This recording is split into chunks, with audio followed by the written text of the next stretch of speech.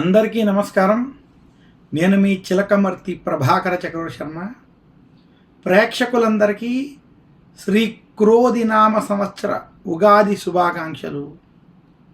అందరికీ శ్రీ క్రోధినామ సంవత్సర పంచాంగ పఠనం, విశేషించి శ్రీ క్రోధినామ సంవత్సర ఉగాది పంచాంగ శ్రవణ కార్యక్రమానికి స్వాగతం.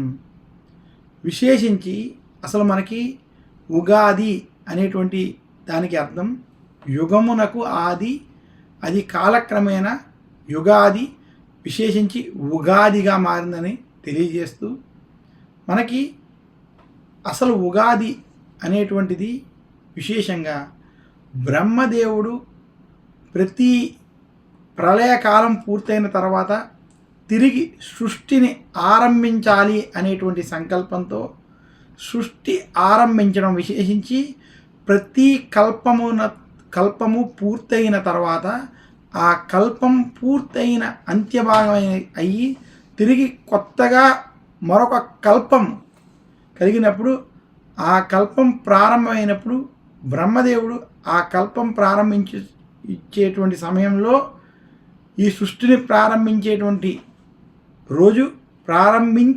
రోజుగా ఈ ఉగాదిని చెప్పడం జరిగింది. ప్రస్తుతం కలియుగంలో వైవస్వత మన్వంతరం అనేటువంటి మన్వంతరంలో మనం ఉండడం, ఈ మన్వంతరం ఏదైతే ప్రారంభమైనదో ఇది చైత్రమాస శుక్లపక్ష పాడ్యమి తిథి రోజు ప్రారంభమైనట్టుగా, అందువలనే చైత్రమాస శుక్లపక్ష పాడ్యమి తిథి మనకి యుగాది, విశేషించి ఉగాదిగా.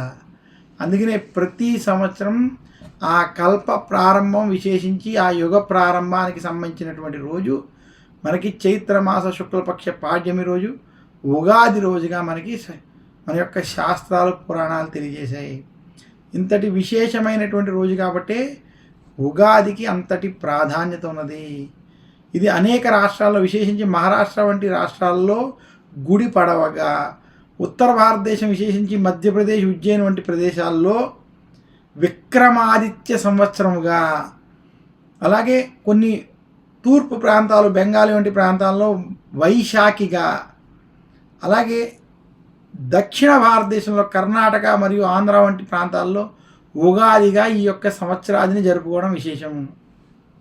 మొత్తం భారతదేశంలో అనేక ప్రాంతాలలో ఈ ఉగాదిని విక్రమాదిత్య సంవత్సరం అనేటువంటి పేరుతోటి గుడి పడవ అనేటువంటి మహారాష్ట్ర వారు ఆచరించుకునేటువంటి విధంగా ఈ యొక్క సంవత్సరాది ఉగాదిని జరుపుకోవడం, దీనికి ఉన్నటువంటి పేర్లు మనం గమనించాలి.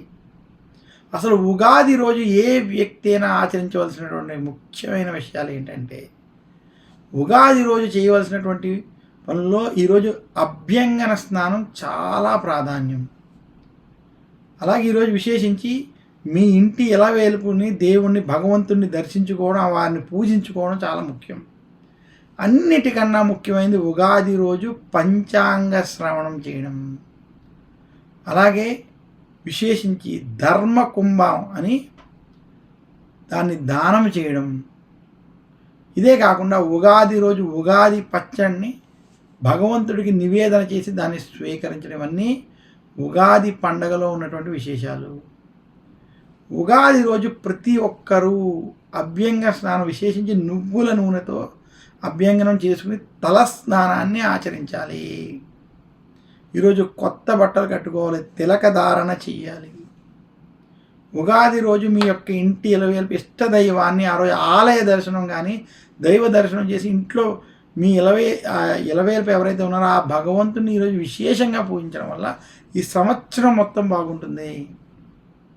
ఇక ఉగాది రోజు ఖచ్చితంగా సంకల్ప సహితంగా మనం ఆ సంవత్సర పేరు, ఆ కల్పం పేరు ఇవన్నీ తెలుసుకుని ఉగాది పంచాంగ శ్రవణాన్ని చేసుకోవడం చాలా విశేషం.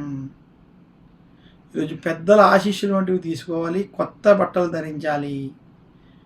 అలాగే విశేషించి ఈరోజు ధర్మకుంభం అంటే మట్టి కుండతో చేసినటువంటిది కానీ, లేదా కలశం కానీ, కలశాన్ని పెట్టి దానికి వస్త్రం అది కూడా చేసి ఆ యొక్క కలశాన్ని దానం చేయాలి. ఇవి ఉగాది రోజు ఆచరించవలసినటువంటి ముఖ్యమైన విషయాలని శ్రీ క్రోధినామ సంవత్సరంలో కూడా ఇలా మీరు ఉగాది పండుగని శాస్త్రబద్ధంగా మీరు ఆచరించుకుని ఆ భగవంతుడి యొక్క అనుగ్రహం చేత అందరికీ ఈ ఉగాది సందర్భంగా శుభాలు కలగాలి, ఈ సంవత్సరం అందరికీ కలిసి రావాలని కోరుకుంటూ పంచాంగ శ్రవణం కార్యక్రమాన్ని ప్రారంభిద్దాం.